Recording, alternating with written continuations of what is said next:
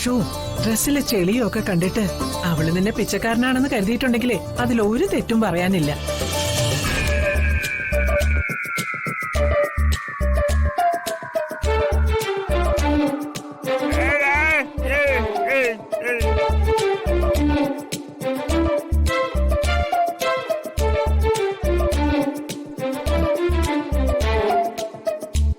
നീ എന്തിനാ മോളെ പേടിച്ചും പതുങ്ങി മാറി നിൽക്കുന്നേ?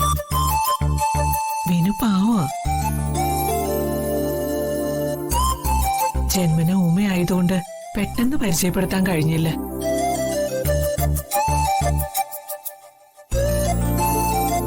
അതുകൊണ്ടാ ഒന്നും തള്ളുമൊക്കെ വേണ്ടി വന്നത്. ഒന്നും ഓർത്ത് വിഷമിക്കണ്ട.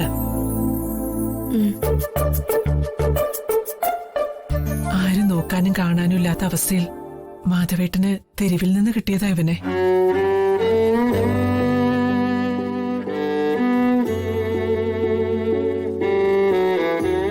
അവകാശികളാരും വരാനില്ലെന്നായപ്പോ ഞങ്ങൾ ഇവനെ സ്വന്തം മോനായിട്ട് തന്നെ വളർത്തി. ഞങ്ങളുടെ മക്കളും സ്വന്തം സഹോദരനെ പോലെ തന്നെയാ ഇവനെ കരുതുന്നത്.